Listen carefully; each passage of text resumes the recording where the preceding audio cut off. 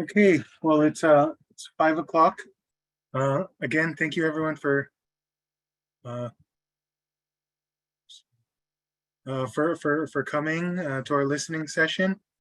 I'm going to be the moderator for today. I'm Christian Bartolome. I work in supporting the regulations for large like diesel and compression ignition engines for both off-road applications as well as like on-road heavy-duty trucks. And then so I'd like to introduce the section manager for the heavy-duty off-road equipment rulemaking, Jenna Latt. Hi, welcome everyone. I'm Jenna Latt. Thanks, Christian. And I'm the manager of the off-road control section in the Mobile Source Control Division. So thanks everyone for attending tonight's off-road listening session. And we know your time is valuable, so we appreciate you being here. As you know, AB 617 communities have been selected annually since 2018 to develop and implement community air monitoring plans. To date, 17 communities have been identified, and these communities were nominated by local air districts and selected by CARB for the air monitoring program.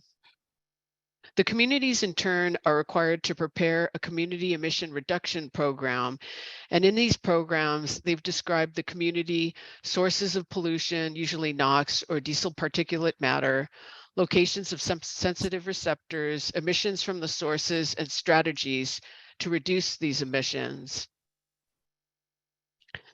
Staff has read your community emission programs and learned about some of your off-road concerns. So today, again, this listening session is primarily about off-road. So as a result, we're reaching out to you to hear feedback and to provide you with information about CARB's upcoming off-road rulemakings and how we can possibly improve them as we undergo the rulemaking process. Tonight, we'll also discuss off-road incentives and the in-use off-road fleet regulation. Note that our slides have been posted in advance so that you can follow along. We look forward to hearing from you to share your experiences during this listening session. And now I'd like to turn it over to Kim Heroy-Rogowski, our branch chief, to make some more opening remarks, followed by having our presenters, Matt, Angie, and Upla, introduce themselves. Thank you so much, Jenna, and good evening. So I just want to send out thanks to everyone that's taking time out of their evening to attend this. We're very eager to hear folks' ideas and questions. We spend a lot of time when we develop these regulations talking to affected manufacturers and various stakeholders, but it's not always easy to reach folks in the communities who might not be able to take time out during the day to talk with us. So feel super privileged to be here. Just so people that are listening kind of understand who you've got here. You've got a bunch of scientists and engineers that work at the California Air Resources Board, both on designing and implementing regulations to cut pollution, and folks that design and implement incentive programs to hand out monies to try to accelerate the transition to cleaner equipment. And as Jenna mentioned, we're talking all about off-road programs. So not cars and trucks today, where we're talking off-road equipment. So let me hand it off, and we're just very eager to hear any comments or questions, and we'll do our best to, to answer. And if we ask things that we don't know, we'll be happy to get back to you with that information. So thank you. All right, Matt, can you introduce yourself, please? Certainly. My name is Matt Dieter. I work in the Mobile Source Control Division of the Air Resources Board. And I'm working on, I'm the lead staff on the off-road zero emission target manufacturer rule. And I'll also be speaking about 2 other programs. And I've also recently supported one of our premier incentive programs, the Clean Off-Road Equipment Voucher Incentive Program. Thank you. Angie? Hi, I'm Angie Villalobos, and I work in the off-road implementation section. And we work on, I'm an air resource engineer and work on implementing the in-use off-road diesel fuel fleets regulation and the large spark ignition regulation. And finally, Upla? We missed Derek. Oh, thank you. That's right. Derek Winters, Air Resource Engineer. And today I'm just going to be talking about the Carl Moyer program, which I'm the lead staff for the off-road section. And to you, Upla. Sorry about that, Derek. Good evening. I'm Utpala Ramesh. I'm an air pollution specialist working for Jenna in the off-road control section. With that, let's move on to the agenda for today's. Oops, can we go back? Thank you. We will go back to the agenda, and in this listening session, we will begin with rulemaking concepts, followed by information on funding programs and incentives. Beginning with the off-road new diesel engine, also known as the Tier 5 rulemaking concepts, I will be presenting this portion. This will be followed by in-use off-road diesel fuel fleets regulation presented by Angie Villalobos. Zero emission forklift, off-road zero emission targeted manufacturer rulemaking concepts will be presented by Matt. Following the rulemaking concepts, we will then move on to the incentives and funding programs. Clean off-road equipment or CORE program will be presented by Matt, followed by Carl Moyer program presented by Derek Winters. Following these presentations, we will have questions and discussions open to everybody. Please note that we have a lot of topics that we are going to be discussing today. So we will be fielding questions after each topic so that we can listen to your comments, concerns, suggestions. Thank you, Christian. Moving on to the Zoom webinar details. You can join us by using the call-in number and the access code. How to ask questions. In Zoom, please use the raise hand feature or type in your questions in the Q&A box. Note that the chat box is disabled, so you will not be able to use the chat feature. On the phone, please use #2 to raise hand, *6 to mute, unmute. Please state your name and affiliation before asking a question or making a comment. The listening session will be recorded, and the recording will be posted and made available. You will also be notified via a bulletin of the availability of the recording. Next slide, please. We request all attendees and presenters to follow simple meeting guidelines. Please be kind and respectful to each other. Take space or make space. Talkative people can express themselves very easily, while others who are shy and quiet may need more time and space. Please give these folks the space to communicate their opinions. Listen to understand. We want to develop solutions with equity in mind. Not everyone starts at the same place. Equity recognizes that some people have unique advantages, while barriers exist for others in the communities. We would like to hear from all of you, especially from the people in communities that are impacted by poor air quality and advocate for improvement. The focus of this listening session is on upcoming off-road rulemaking concepts and the off-road fleet regulation. Program staff will also provide information on incentives and fundings available. Next slide, please. Thank you, Christian. This provides the outline of our presentation today. We are going to begin with off-road emissions contributions, providing information on oxides of nitrogen, greenhouse gases contributed by the off-road sector. We next will discuss off-road related concerns in AB 617 communities. As Jenna mentioned, these concerns were identified and addressed in various AB 617 community emissions reduction plan, and we pick these concerns from those plans. Next, we will share CARB off-road engine and equipment rulemaking concepts for Tier 5, Zero Emission Forklift, and Targeted Manufacture Rule. In-use off-road diesel fuel fleets regulation will follow next. We will also present support incentives available. The whole idea of this listening session is to get feedback from you on the concepts presented today. Next slide, please.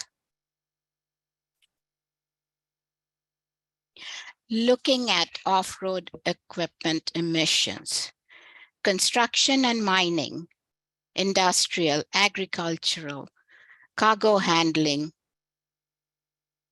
portable ground support equipments contribute to emissions from the off-road sector.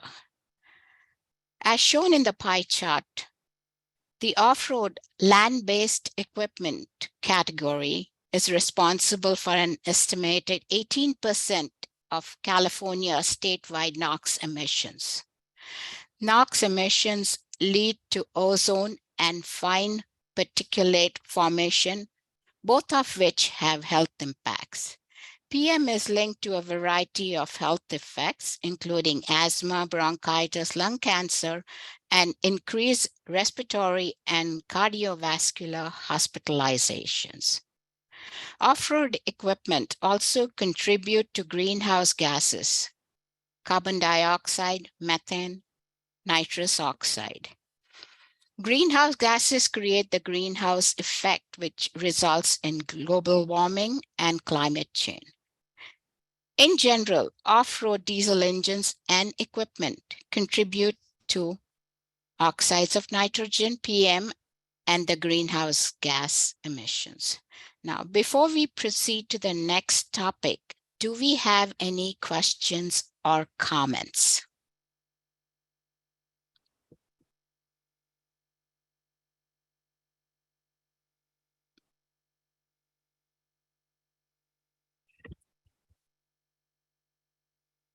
I don't believe I see anything, so could we proceed on to the next topic, please? Thank you. Off-road related concerns as presented and provided by the AB 617 communities. Staff has reviewed the community emissions reductions plans provided by various AB 617 communities. For example, Calexico, Heber, El Centro, Eastern Coachella Valley, Shafter, South Central Fresno, South Los Angeles, and West Oakland. Most of these communities have industrial, agricultural, construction operations, warehouses, which contribute to NOx, PM, greenhouse gas, and volatile organic components.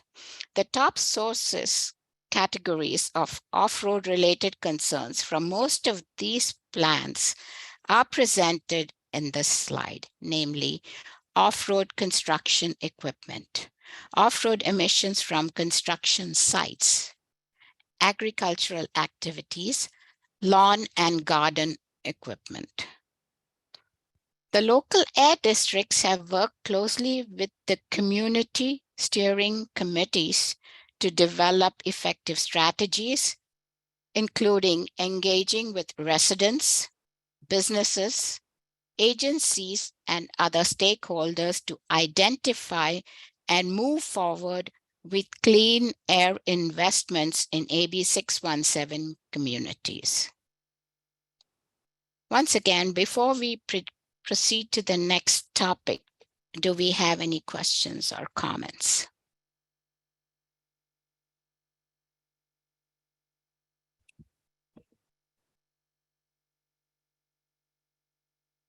Seeing none, we will now proceed to the rulemaking portion of our presentation.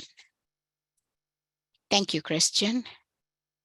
We are going to begin with off-road new diesel engine, also known as the Tier 5 rulemaking concepts. This concepts applies to new off-road diesel engines. Staff is proposing more stringent standards for NOx and PM. This will help ensure that off-road diesel engines produced in the future will be as clean as possible. Off-road emissions disproportionately affect disadvantaged communities. Currently, there are no greenhouse gas standards for off-road engines. Carbon dioxide emissions from off-road equipment have been steadily increasing each year. CARB staff is considering a CO2 tailpipe standard for off-road diesel engines and will have limits for nitrous oxide and methane. Off-road diesel engines can operate at idling 50% of the time. Prolonged idling can result in increased NOx emissions. Staff is looking to reduce the NOx emissions during the idling period by introducing either NOx idle standard or an engine shutdown system. Onboard diagnostics is not currently required for off-road engines. Introduction of onboard monitoring will facilitate emissions-related repairs. This rulemaking is one of several complementary programs to clean up the off-road sector in California. Staff plans to bring a proposal to the board in 2025, with implementation of the new Tier 5 standards expected to begin in 2029. Please note that the Tier 5 rulemaking is focused on new diesel off-road engines and is not directed at fleets. Next slide, please. Thank you. This slide provides contact information for the Tier 5 concepts. Please share your concerns and suggestions by emailing tier5@arb.ca.gov. Visit our website, the link provided, to get more information on the program. And if you wish to get updated information, please subscribe to the program topic. Before we proceed to the off-road diesel fuel fleet regulation, do we have any questions or comments? We have one question. We have one question from Jung-Hoo Kim from Heavy Duty Hyundai Infracore. Are there any exemptions for idle limitations like fleet regulation?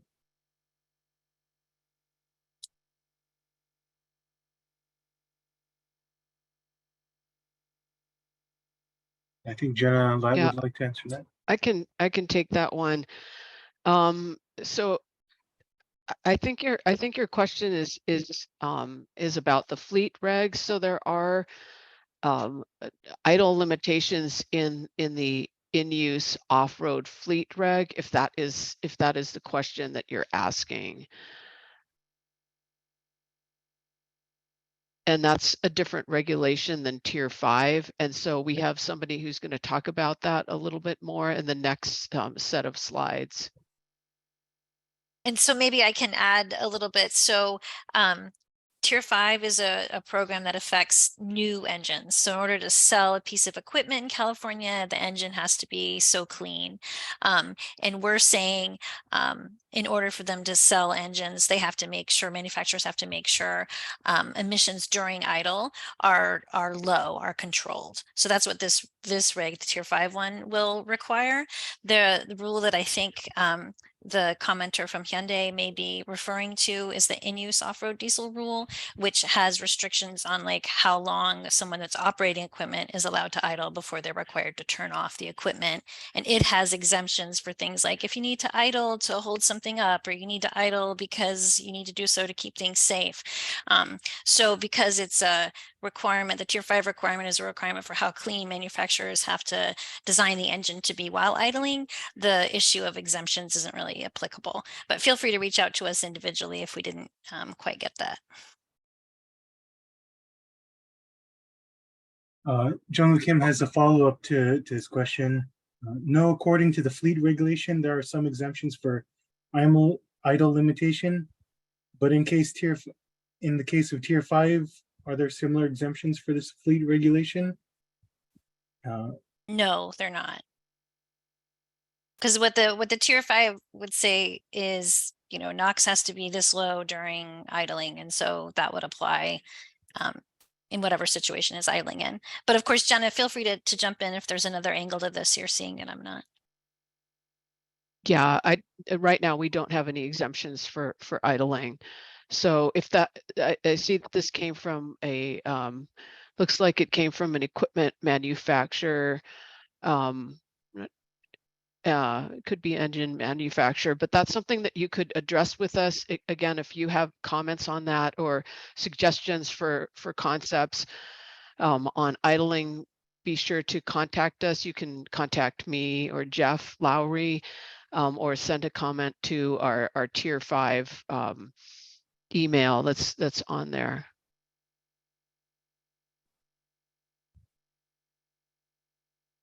We have another question from Zeal Tajapuria.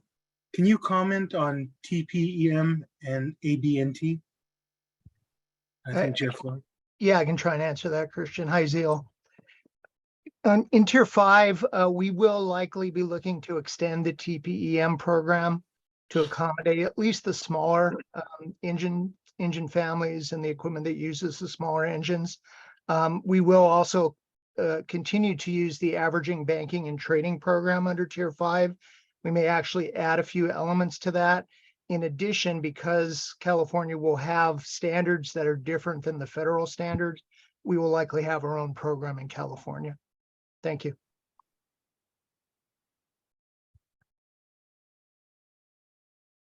Jung Kim has a follow-up comment from Hyundai. The idle limitation should be mandatory for Tier 5. And Zeal has a follow-up. Thanks for the update, and they understand. Okay, great, thanks.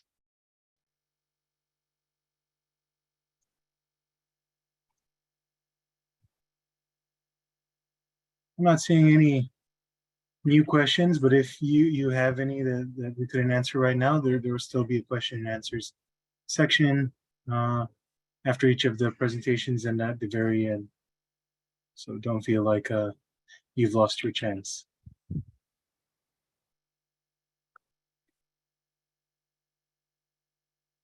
Thank you, Christian. Angie, if you would take over, thank you. Yes. So I'll be talking about the in-use off-road diesel fuel fleets regulation. And this regulation pushes fleets to turn over their newer, cleaner equipment and reduce unnecessary idling. Recently, the proposed amendments, now approved amendments, they were approved by the board on November of last year. And it accelerates the phase out of the oldest and dirtiest engines. It requires use of clean burning renewable diesel. It encourages adoption of zero emission technology. Next slide, please.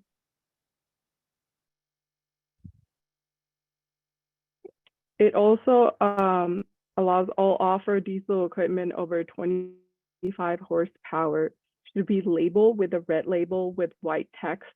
It's known as the equipment identification number. You might see it in construction equipment at construction sites. If you see unlabeled equipment operating in your community, you can always report it at the link below. It will ask a few questions. It's very easy to answer. And if you have any questions while you're trying to report the equipment, you can also call us or email us. And there, if you have any questions, comments, concerns, you can share your questions and concerns at ordamendments@arb.ca.gov. And you can also visit our webpage for additional information. Our regulation has more requirements, but since we are talking mostly about the Tier 5, it's better to go to the webpage and look at all of the requirements that are coming up with the amendments starting on January 1st, 2024 for the amendments. So if you have any questions, concerns, or comments that you would like answer right now, I can take those about the off-road regulation.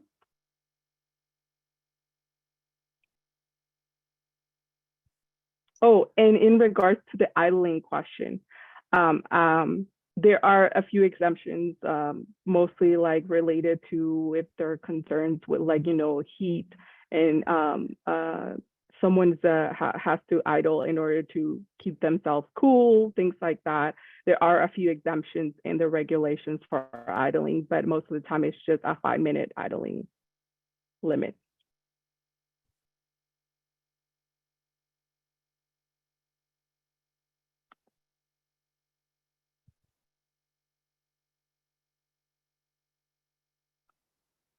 No, any questions coming up? But I'll be here if anyone has a question later on. So I'll go ahead and introduce Matthew Diener, and he'll be talking about the next topic. Great, thanks, Angie. Mhm. Again, my name is Matt Diener, and I'll be talking about a couple regulations and also one of our voucher incentive programs. The first one I'd like to talk about that's displayed here is our Zero Emission Forklift rulemaking. Our Governor, Gavin Newsom's Executive Order N7920 has been our North Star for a couple of years now, where it has stated that our goal is to have 100% of zero emission off-road vehicles and equipment by 2035 where feasible. That includes both new and existing pieces of equipment. The zero emission forklift measure aims to reduce oxides of nitrogen, particulate matter, and reactive organic gases, along with greenhouse gas emissions from this category of equipment fueled by propane and gasoline to transition this category to zero emission. This rulemaking proposal includes purchase requirements and also fleet turnover requirements for the affected fleets, depending on their size in the coming decade. Staff has had a number of public engagements and is looking to bring this proposed item to our board for consideration later this year, with implementation starting in 2026. Next slide, please. The other regulation I'd like to talk about that I'm the lead staff on is the off-road zero emission target manufacturer rule. Again, this rulemaking proposal aligns with the goals of Governor Newsom's executive order to go to zero emission where feasible by 2035. And again, looking to achieve both criteria and greenhouse gas emission reductions, and really to increase the availability of zero emission equipment in the state is one of the main goals for this manufacturer mandate. We're expecting to increase the availability of this across a number of different equipment types in the off-road space.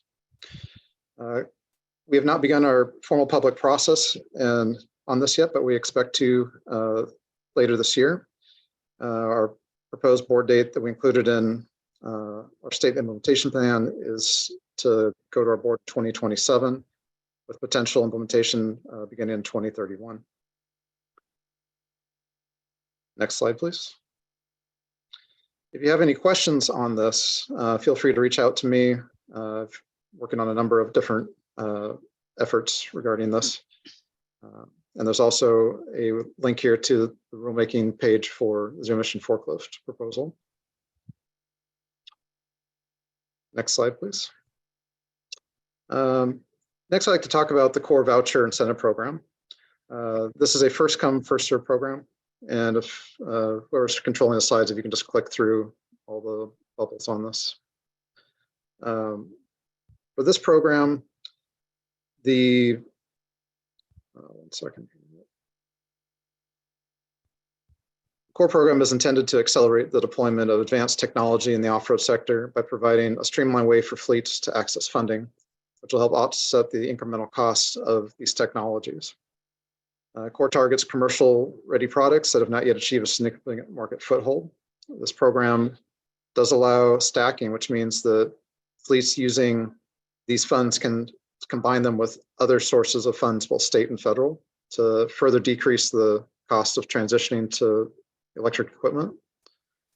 This program does not require scrappage in and of itself, so this can be used to be additive to a fleet for demonstrating and piloting, first piece of equipment the fleet's looking to test out in their operations.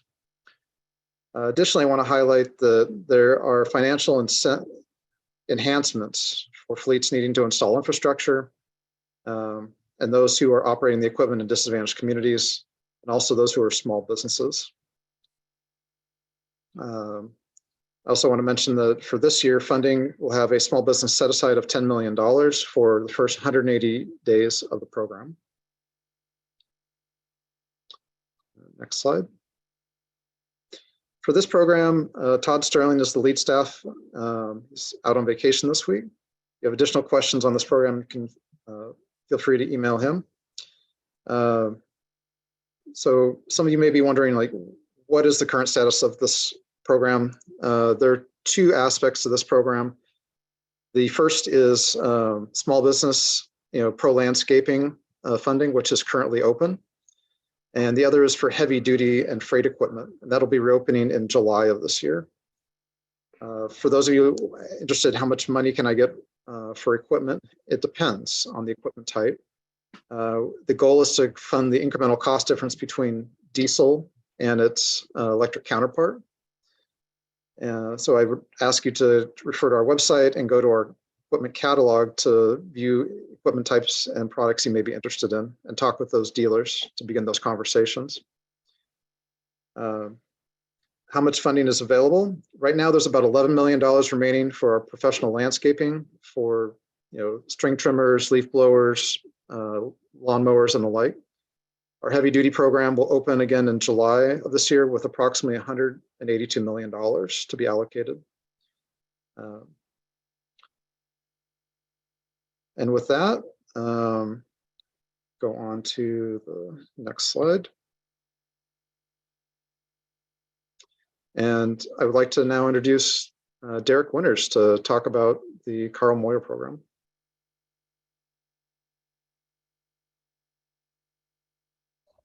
Thank you, Matt. But I think, Christian, do you want to pause for questions? Sure. Yeah, just really quick. I think on this topic, Terry Maines has a question from Orange EV. They're an EV terminal truck manufacturer. Are there any plans to create a ZEF-like program for other off-road equipment like terminal trucks?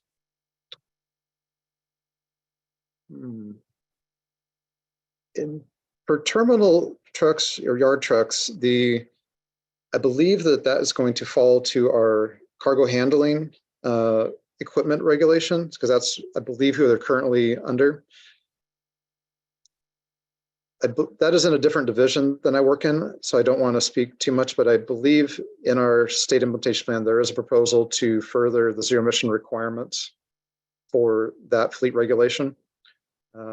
I'd be happy to follow up with you, Terry, and direct you to the staff that'll be working on that so you can learn more. And I can direct you to the language also in the SIP regarding what CARB plans to do for that end. But that would not be under the proposal for the targeted manufacturer rule at this time. I'm seeing we have a few questions for the earlier presentations, but we have one more to go from Derek, and maybe it's best to go through Carl Moyer program, questions for Carl Moyer, and then we'll get back to all the other topics shortly. Christian, there is a question there on another one? the zero emission forklift that Matt covered. Yeah. It's at 5:32 p.m. Well, thank you for from Jung-Hoo Kim. Is the zero emission forklifts only for propane and gasoline fuel engines, or would it include diesel fueled engines? My understanding that the current proposal is, looking only at this time at forklifts that are, powered by propane or gasoline, which are also known as large spark ignition or engines.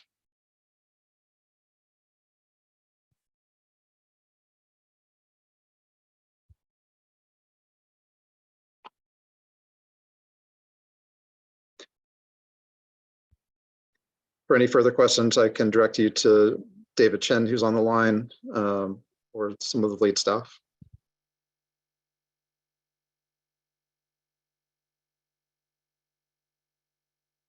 We have another question from Jung-Hoo Kim. Is if the engine manufacturers sell hydrogen fueled internal combustion engines for construction equipment, who will receive a voucher, the OEM or the customer?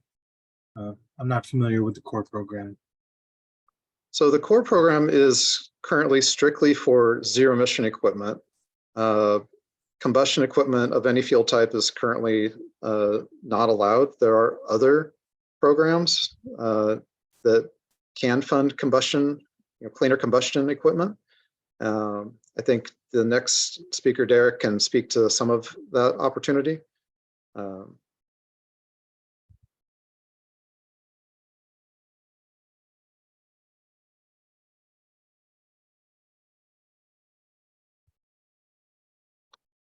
If you'd like to speak to myself or Todd Sterling regarding the core program, I'd be happy to discuss it in more details.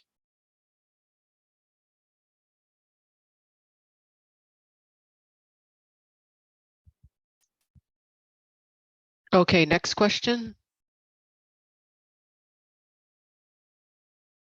I don't see any actually. There was one from Hyundai at 5:24. Okay. Okay. Seokbyung Chun from Hyundai Infracore, the engine business division. Previously, the timeline for implementation of the off-road tier 5 was expected to be in 2028, but now I'm seeing 2029 on today's slide. So is there an update from the previous info? I guess that means previous meetings or on CARB's webpage. Yeah, I'll take that one, Christian. First of all, thanks for paying attention. You're correct. When we first introduced the concepts, and we have not yet come out with an official proposal for any of the tier 5 elements. So far, it's all just been concepts, what our current thinking is. We thought we would begin implementation in 2028 for some of the engine families, the power categories, and in 2029 for others. We've heard comments, we've met with manufacturers a number of times, other stakeholders who are concerned that between the adoption date we're planning, which is 2025, that they want 4 years, which would be 2029. So we're kind of gravitating towards that date for starting the implementation for tier 5. But again, I need to stress that we have not officially come out with a proposal yet in terms of timeframes or even standards. So continue to pay attention, and you will get an answer soon. Thank you.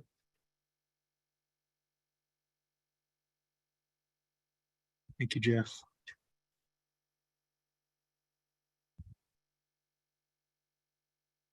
Christian, did you want to read the statement from Bill McGavin? Sure. Bill McGavran says, thanks for holding this session. Reducing toxic diesel emissions from off-road engines is an important part for protecting the health of Californians. We will look forward to seeing these proposals coming from the board adoption as soon as possible. And that's Bill McGavran from the Coalition of Clean Air. Thank you for your comment, Bill.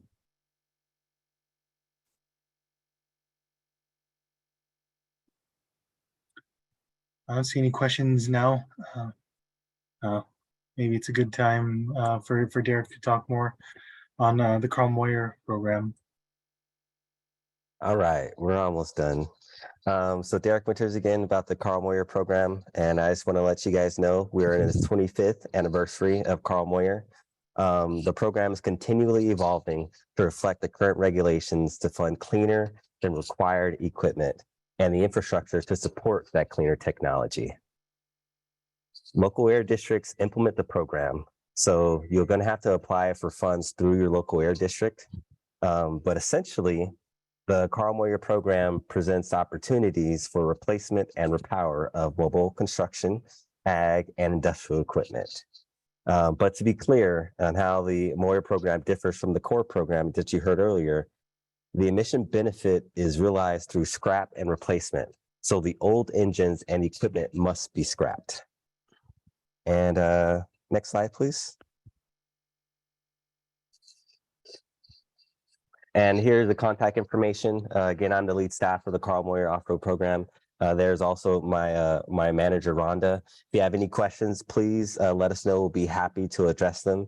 And then also too is a link to our website where any updates or any information or resources that you need will be posted there. Again, if you guys have any questions, please feel free to ask. And if we can't answer them now, we'll definitely get back to you.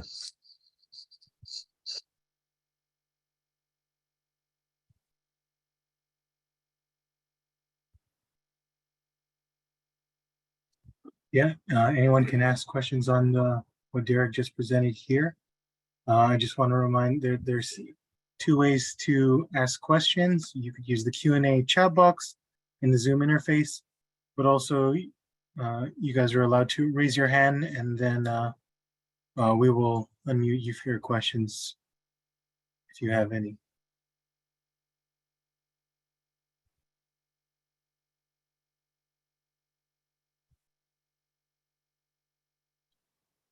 Okay, we have another question from Jung-Hoo Kim. Now, CARB prepared the next regulation like the Tier 5. Does CARB contract EPA for the next off-road? I'm sorry.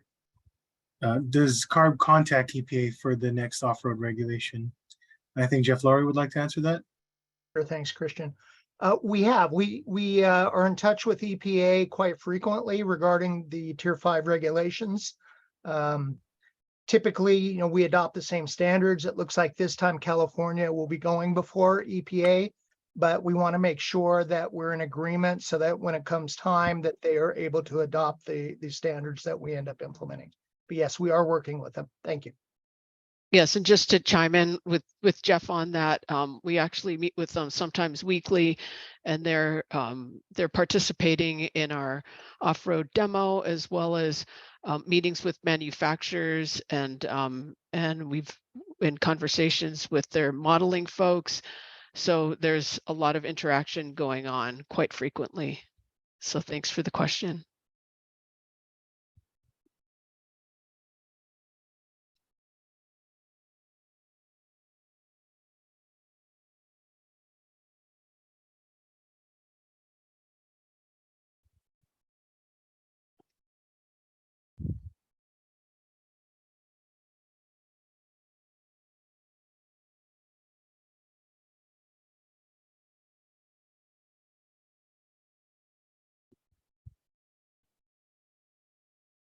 Hi, I was just going to see if I could expand more on that electric terminal question that was asked earlier.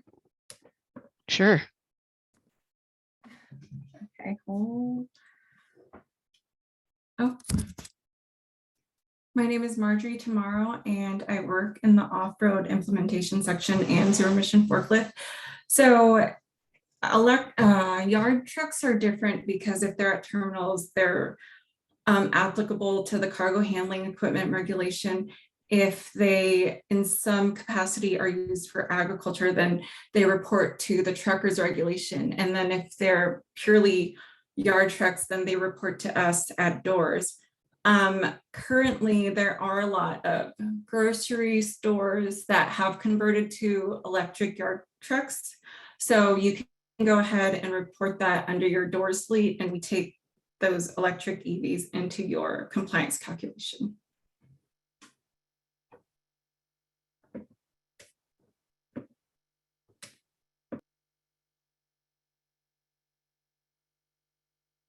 Thanks, Marjorie, for explaining further. I'm still not seeing any new questions or hands raised, but we'll stand by.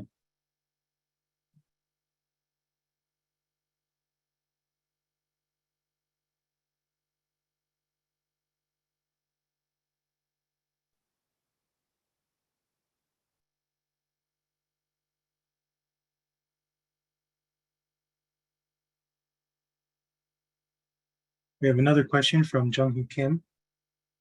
Should below 19 kilowatt engines, excluding SOAR project, be fully electrified for Tier 5? According to the latest material from CARB, there are emission limits for below 19 kilowatt engines. And Jeff would like to answer that.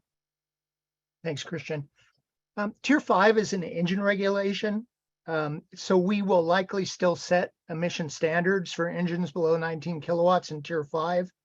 With that said, we believe that a future rulemaking, which we're referring to as the targeted manufacturer rule, will likely require equipment that uses engines less than 19 kilowatt to be powered with zero emission technology, similar to, as you pointed out here, with the SOAR regulation required. But for Tier 5 purposes, we will still set standards just in case there's an infeasibility issue for electrification or for other reasons that it can't go zero emission right away. Thank you.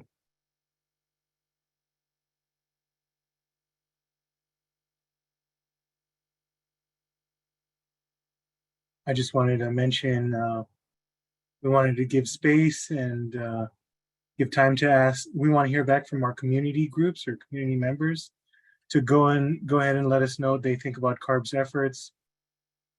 So we have any community groups or members who would like to provide any comments or feedback, we'd love to hear that.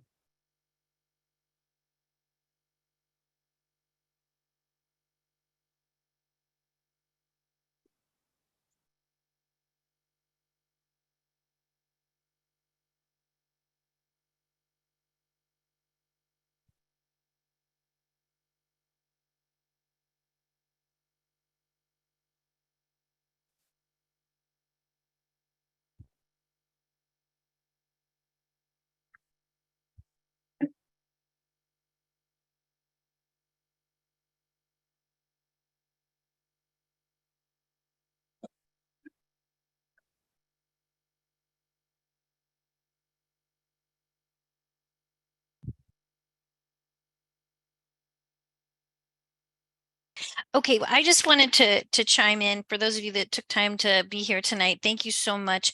I think we're going to make another effort. It doesn't seem like a lot of actual like community representatives are here tonight. So I think we're going to probably make another effort to do some additional outreach and see if additional folks might want to do this again another evening, because we got some good comments from some stakeholders that might, be affected by the rulemaking, but not that much community input. But we are certainly, if anyone's on and wants to make any kind of statement or observation or ask a question, even if it's not pertaining exactly to what we presented in these slides, we've got a lot of CARB folks on the line, a lot of experts in different areas, and would love to hear your thoughts or questions. I think there's one more comment, Kim. That's right. David Kraft asks, will zero emission forklift rule apply to diesel forklifts also? So at this time, it's my understanding that it will not. The focus is on forklifts that are powered by propane or gasoline. And diesel forklifts are already covered by the in-use off-road diesel rule, which Angie Villalobos discussed tonight. Yeah, so there's no requirement for them to go electric, but there is an option if they would like to start going towards electric equipment in their fleet. One thing that I'd like to just mention that we didn't have a slide for, we don't have the representatives who will be taking on this effort, but we have in our state implementation plan another non-regulation effort. So for CARB, we have 3 pillars of different ways we can help move the needle on cleaning up emissions. We have regulations, we have incentive programs, which we talked about tonight. We also have non-regulatory efforts. And this effort is known as the Off-Road Clean Fleet Recognition Program. And in our proposal in the state SIP plan, this is a program where we're looking to stand up some acknowledgement for fleets that are running cleaner equipment than they need to. And in order to encourage fleets to do that, we're also looking to empower the people who write contracts and proposals for projects to have a way to say, this fleet is doing, if you want to bid on a project, here's some clean language of how to make sure the cleanest equipment is ending up on your construction site or on your projects. And I don't know if that would be something that different community members would be interested in learning more about, or having some feedback on what they've seen in their communities to make sure that the cleanest available equipment is coming to projects in their neighborhood.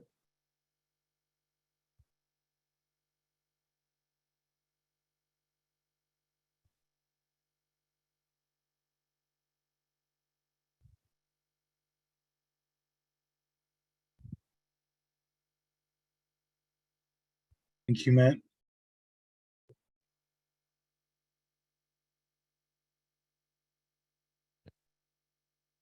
All right, well, I don't see any other questions right now. And I think we can wrap it up. As Kim stated, I think we'll probably try to hit, there is one more question. Zeal again has another question. Just wanted to confirm that the national security exempt engines for the U.S. Army, Air Force, and Navy are not going to be regulated under Tier 5. Is my understanding correct?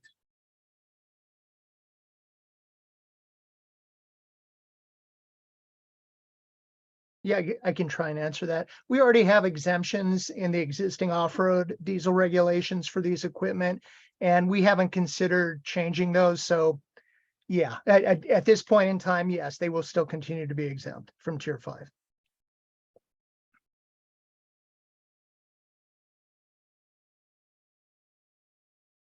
Thank you, Jeff.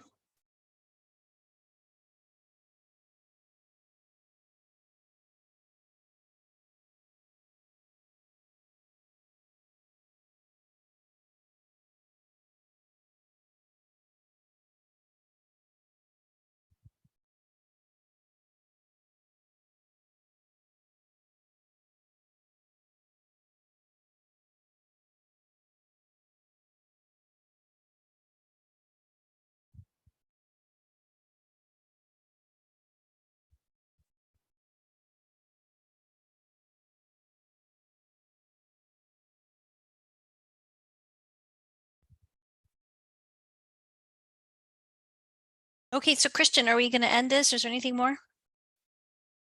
Yeah, if there's no other questions, that's it. And we'd like to thank everyone again for taking out the time this evening to attend. We'd like to thank all of our speakers and presenters today. Thank you very All much. right. Good night. Thank you, everyone. Good Good night. night. Thank you. Bye-bye.